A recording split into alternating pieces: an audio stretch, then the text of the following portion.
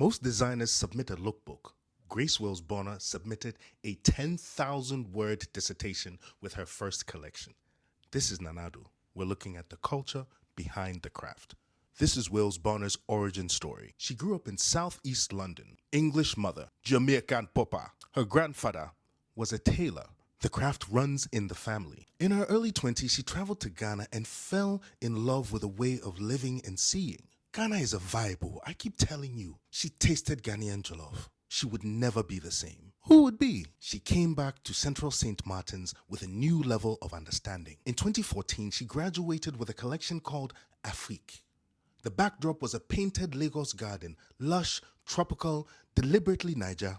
The models wear Chanel tweed suits with jeweled trim, leather jackets, cummerbunds over bare chests, straw hats, and wide flares. She beat 39 graduates to win the L'Oreal Talent Award. She was 23. Alongside the collection, she wrote a dissertation called Black on Black, 10,000 words on black representation, black image making, and who gets to define what black beauty looks like. She said her clothes were a translation of the critical arguments she was engaging with. She's a philosopher designer. She says, as a reference point, I'm looking at black culture, so it's vital for me to understand the critical history. 6 months later, she came back with Ebonics. The Chanel tweed became crushed velvet trimmed with cowrie shells, Swarovski crystals. Cowries, currency, spiritual tools, markers of status across West Africa for centuries, sewn right next to European crystals.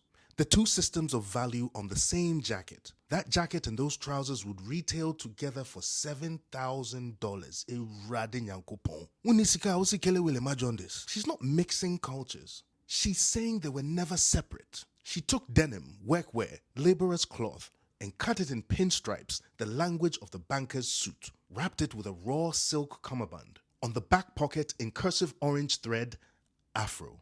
You see, the dandy is a state of mind. The laborer and the king are the same person. And notice what these men are not doing. They are not posturing. They are not aggressive. Wells Bonner has said, I've seen enough images of black men looking really aggressive, very hypersexualized or street. That's not the men in my life. Gentleness is the argument. Then she took it to Dakar.